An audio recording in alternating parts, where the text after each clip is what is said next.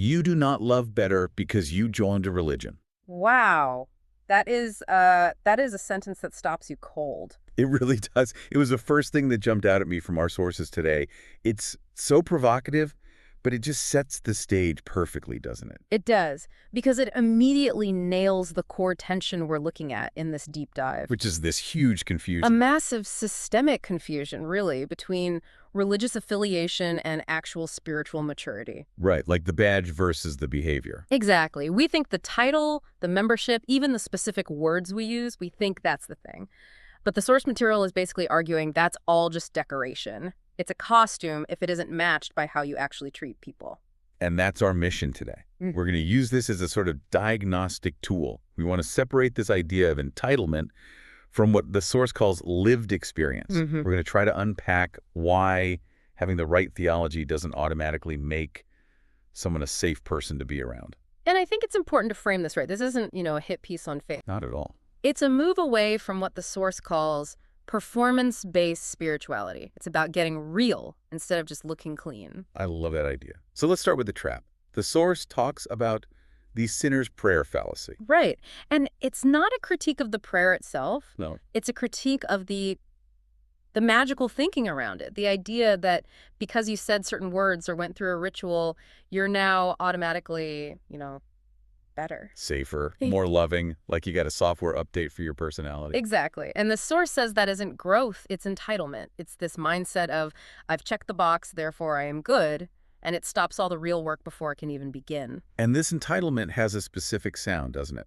The source says it sounds like, because I'm in, you owe me access. Or, because I believe the right thing, you must receive me as safe. It's like a VIP pass logic. That's it. It's a demand, and you see it all the time. Someone gets hurt, but because the person who hurt them has the title pastor, leader, whatever, the victim is told to just get over it. Because he's a man of God. Right. And the source calls this an inversion of how relationships actually work. I mean, think about it. How do we normally build trust? Through evidence, through experience. It's empirical, right? You show me you're safe, and then I trust you. This religious entitlement flips that completely. It says, honor my title first. And I'll prove my character later. Maybe. It's asking for a loan on trust with no credit history. It's worse than that. It's demanding the loan and getting mad that you even asked for ID. Yes. And that's why it's so dangerous. It bypasses consent. It bypasses accountability. And crucially, it bypasses repair. If I can demand your trust because of my badge, I never have to say I'm sorry. I just point to the badge. And this is where the source says love gets twisted into a demand for access instead of an offering of contribution. That distinction hit me hard. Love should be something I give, not something I take. And that's the pivot. If the badge isn't the metric for love, what is? Lived experience. Lived experience. It shifts the whole thing from intent to impact. It doesn't matter what you meant to do. It matters how it felt to be on the receiving end of you. I don't care about your philosophy of love. I care about the reality of your presence. And they give us these diagnostic questions, which are so good, so practical. Okay, I have them here. The first one is, do people feel safe around you? And that's not just physical safety, is it? No, it's nervous system safety. Can people actually breathe around you? Or are they walking on eggshells, constantly editing themselves so they don't set you off? If they're walking on eggshells, they're not safe. And if they're not safe, you're not loving them. I don't care what you say you're doing. Okay, the next one is even tougher. Do they have freedom? Can they say no without punishment? That's the big one. Because if a no is met with the silent treatment or shame or getting kicked out of the group, then it wasn't a request. it was a command. A no gets framed as rebellion. Which leads to the next diagnostic. Do you listen or do you correct? Yeah. And do you repair or do you spiritualize harm? Let's unpack that. Spiritualizing harm. What does that actually look like? It's a deflection. It's when someone says, hey, you hurt me, and instead of an apology, you give them a Bible verse. Like God is just teaching you patience through me. Exactly. It's wrapping your own bad behavior in God's will so the other person can't complain without looking like they're fighting God.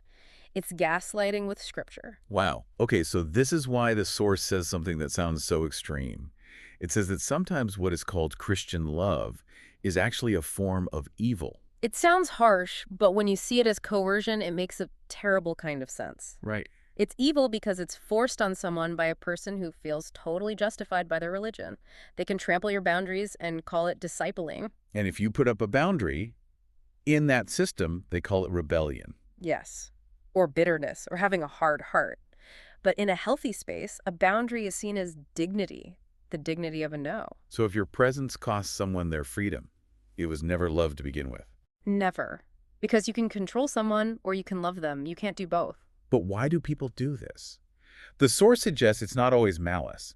A lot of it comes from fear. A deep fear. The text argues that the demand for certainty is actually just fear dressed up as truth. Okay, unpack that. Certainty and fear. I usually think of certainty as confidence. But think about what it offers. Control. A guarantee, if my doctrine is perfect, that I'm safe from the chaos of life. It's a defense mechanism against the messiness of real human connection. It's easier to love a rule book than a person. A rule book doesn't have messy feelings. Not at all. And this fear, it breeds perfectionism. The source calls perfectionism the engine for performance and people-pleasing. An imposter syndrome. All of it. Because if the standard is be perfect, you can never just be. You're always on stage, always hiding the cracks. Which brings us to harm tolerance. The source calls it a lie preached as virtue. It's weaponizing concepts like turn the other cheek. It's using phrases like love endures all things to tell victims to just endure, to be quiet.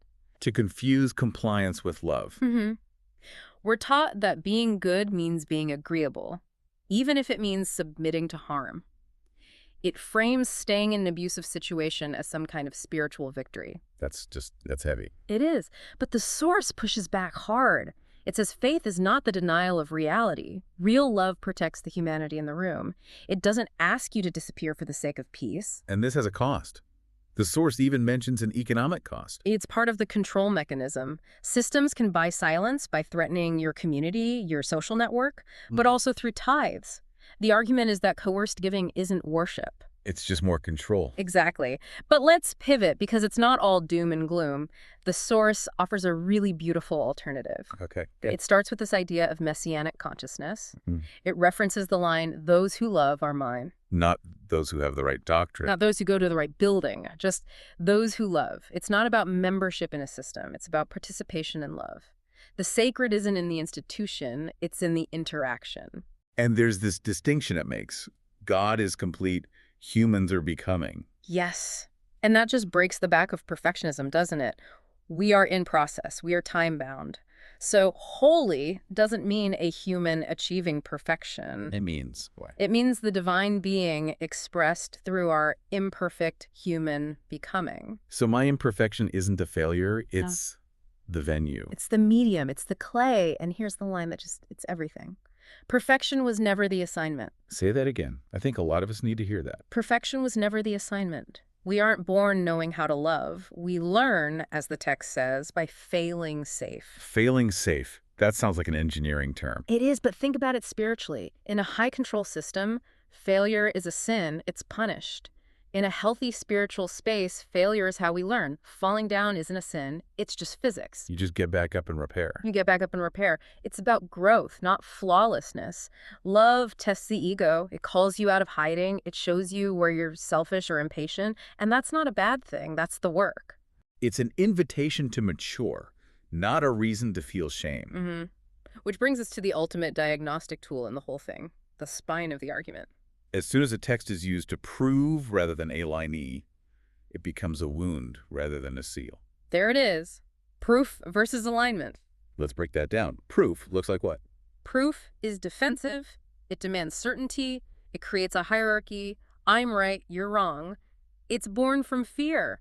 It turns life into a courtroom. And alignment. Alignment is relational. It's about proximity, listening, attention. It asks, am I in tune with love? Am I aligned with this person's safety?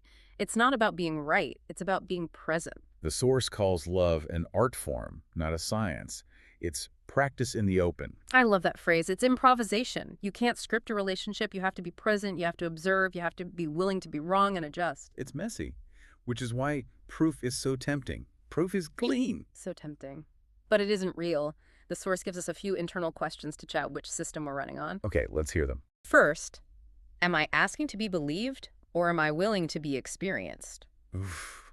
That's the entitlement check right there. Am I pointing to my title or my actions? Second, do I want proof of love or do I want alignment with repair? Am I looking for a certificate or a real restored relationship? And finally, do my actions produce safety and freedom or pressure and compliance? That's the ultimate fruit check. If the fruit is compliance, it isn't love, it's just management. It really reframes everything, doesn't it? It strips away all the props. You can't hide behind your theology or your title. You're just left with you and how you treat the person in front of you. Which is terrifying. It is, but it's also the only thing that's real. So wrapping up, what does this mean for the listener who's maybe realizing, oh, I've been operating at a proof mode? I think it means we have to stop trying to prove we're good and just start practicing being present. And giving ourselves and others permission to be incomplete. Absolutely. Stop looking for badges and start looking for safety. Love is measured by the experience it creates. And if you miss the mark, And you will. the goal isn't to defend your intention. But I meant well. No. The goal is to repair the impact. That's alignment. That's love. So for everyone listening, you cannot prove love, you can only align with it. The proof isn't your claim, it's the experience you create for others. And if that experience creates freedom and safety, you're doing it right, no matter what badge you wear. I want to leave you all with that final thought from the source that really stuck with me, this idea of failing safe. Yes. If the system you're in demands perfection, if it punishes you for messing up or asking questions, then it's not producing holiness, it's producing performance. And performance always drifts toward control. Exactly. So maybe the most spiritual thing you can do today is to just drop the performance, stop trying to prove you belong, just practice being present, fail safe, repair, and try again. Because that is how we become. Thanks for diving in with us. We see you next time.